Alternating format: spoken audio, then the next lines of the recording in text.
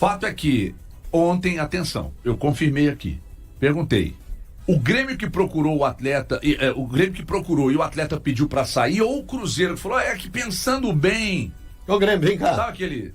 Tá sumido? Oi, sumido. Oi, sumido. Pois é, mas não, a informação é de que o Grêmio ainda demonstrou interesse, porque o Quinteiros não está satisfeito com os dois laterais, está satisfeito com os dois laterais. O presidente do Grêmio assistiu o jogo contra o Mushuquiruna e falou assim, é exatamente isso que eu preciso aqui. Foi isso? Não foi desse jeito? Isso, porque já mandou proposta em dezembro. Mas vai jogar lá. Foi desse jeito? Eu também acho que vai jogar lá.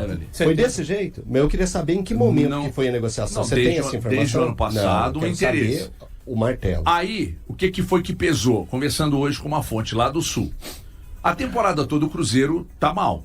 Não é o Marlon especificamente, né? Outros jogadores também estão. Contra o Mushuquiruna, o William foi muito criticado. Bancado pelo Léo Jardim. E naquele jogo especificamente, por que ele escalou o Marlon? Segundo o Léo Jardim, o Marlon vinha treinando bem, mas o Gamarra também vinha, era a informação que eu dei aqui. E no entanto... E o Gamarra não foi pro jogo. Exatamente. Aí o Marlon vai pro jogo. Só que aí o Grêmio, o Quinteiros, insatisfeito com os dois laterais que o Grêmio contratou recentemente, inclusive um deles muito acima do peso e não consegue baixar, isso tem incomodado o Quinteiros. O Quinteiros olhou e falou assim, não, vamos buscar outro lateral. Aí, bom, tem o Marlon, nós apresentamos uma proposta. Mas será que ele viria agora?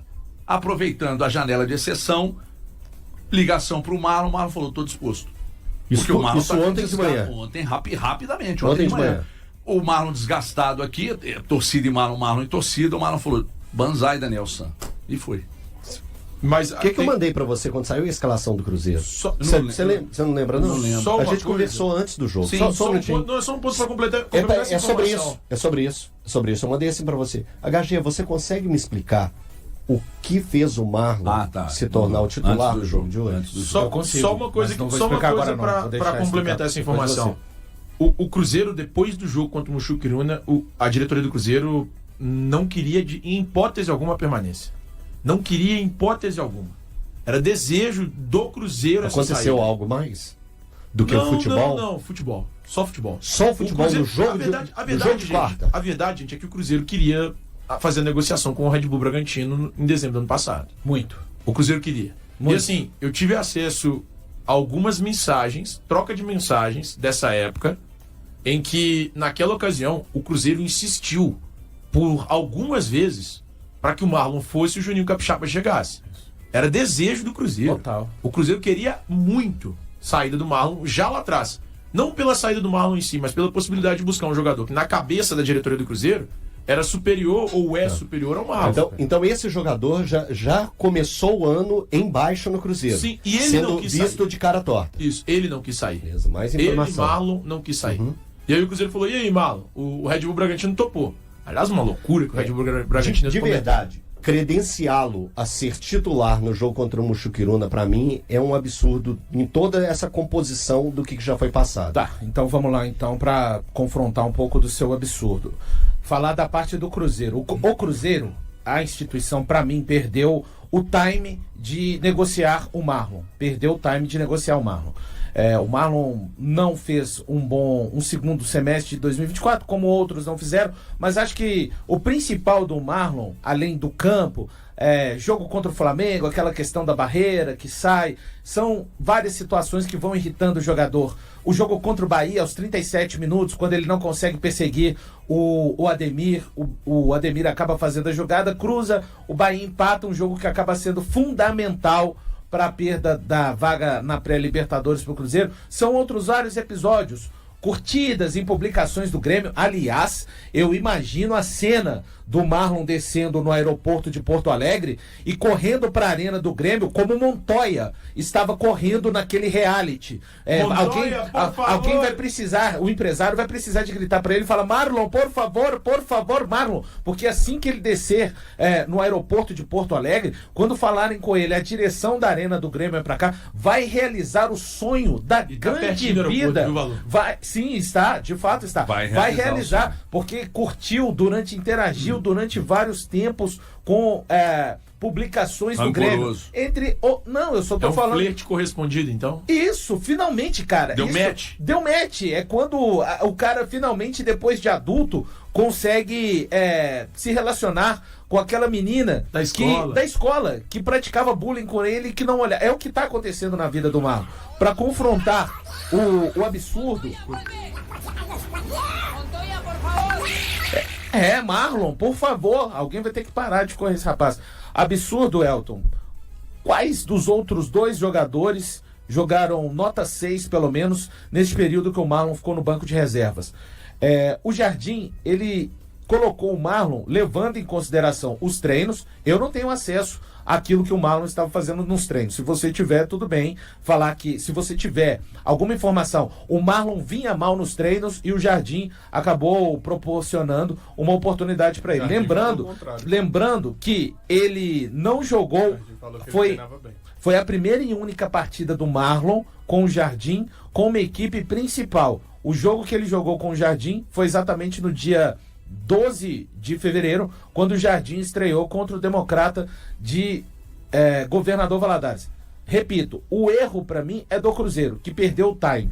O Jardim não vejo como nenhum absurdo, uma vez que ele não consegue encontrar soluções para várias posições do campo, meio campo, lateral esquerda, ataque, também variando um pouco, mas principalmente meio campo e lateral esquerdo. Então, e uma vez o Vidalba jogou, o Kaique jogou, ninguém no Cruzeiro hoje consegue ser nota 5,5, eu diria, na lateral esquerda do Cruzeiro. Então, da parte do Jardim, não vejo nenhum tipo de absurdo essa tentativa com o Marlon no último jogo. O Cruzeiro, sim, perdeu o time diz mais a respeito da desorganização do Cruzeiro. Eu vi muita gente falando, o Jardim tá perdido, hein, com relação a esse episódio. Pode estar com relação a outras coisas. Não para mim com relação ao episódio do Marlon. Para mim tá muito perdido. Tá muito ótimo. perdido. De verdade. O Kaique, ele teve a sequência dele, nota 6, nota 5, mas é ele que tava tendo...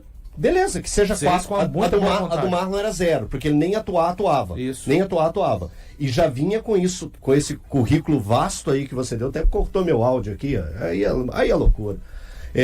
Então, assim, ele já vinha com esse currículo vasto que você tinha colocado, com a perseguição que a torcida já tinha contra ele, com inúmeras atuações abaixo da crítica, várias. Uma contra, se eu não me engano, foi contra o Betim, que parecia que ele estava em outro planeta. Não era o Jardim técnico, só pra te lembrar. Não importa, eu tô falando do Marlon. Tô falando do Marlon. O Marlon, o currículo dele nos últimos tempos no Cruzeiro era para ele não aparecer mais entre os titulares da equipe do Cruzeiro. Discordo. Aí agora, o Cruzeiro vivendo uma fase extremamente complexa, tentando buscar um melhor time e achar que a entrada do Marlon é o que faria a diferença e não a do Kaique, para um jogo que o Cruzeiro precisava atacar um adversário extremamente fraco, coloca um cara que está totalmente perdido e desinteressado em jogar no Cruzeiro. Os próprios dados que você passou comprovam isso, que ele estava totalmente desinteressado em jogar no Cruzeiro. E o Leonardo Jardim achou extremamente útil e inteligente pegar um cara que fez 2 treinos bem, eu vou pegar ele e colocar ele agora, porque eu tô perdido aqui, mas que segue em tiroteio. O proprietário do Cruzeiro se reuniu com os principais jogadores da equipe. Confira os detalhes. O encontro ocorreu na sede do supermercado de Pedro Lourenço e foi solicitado pelos atletas. Na tarde desta quinta-feira, após a derrota por 2-1 para o Muxic Runa na Comebol Sul-Americana, 6 jogadores do Cruzeiro se encontraram com o dono do clube, o empresário Pedro Lourenço. A reunião, que durou cerca de 1 hora, ocorreu na sede da rede de supermercados de Lourenço. Participaram dela os jogadores Cássio, William, Lucas Silva, Lucas Romero, Fabrício Bruno e Dudu. O CEO do clube, Alexandre Matos, e o vice-presidente da SAF, Pedro Júnior, acompanharam os jogadores até o local, mas não participaram da conversa. De acordo com informações obtidas, o encontro foi solicitado pelos jogadores, que dialogaram com Pedro Lourenço sobre suas declarações recentes à mídia, nas quais o dono da SAF refletiu que algumas contratações não deveriam ter acontecido. Outros assuntos também foram discutidos. O técnico Leonardo Jardim não estava presente na reunião. Pedro Lourenço afirmou publicamente que tem tentado avaliar a situação atual do Cruzeiro. Ele se deslocou para Porto Alegre para acompanhar o time, sem a presença de Alexandre Matos. A pressão sobre o Cruzeiro aumentou após a derrota na Comebol Sul-Americana, já que a equipe perdeu os 2 primeiros jogos e conquistou apenas uma vitória em 6 partidas sob o comando de Leonardo Jardim. E aí, galera? O que acharam? Deixem nos comentários. Não se esqueçam de deixar o like e de se inscreverem no canal e acionar o sininho para receber as notificações. Até mais, Nação Celeste! Vamos pra frente!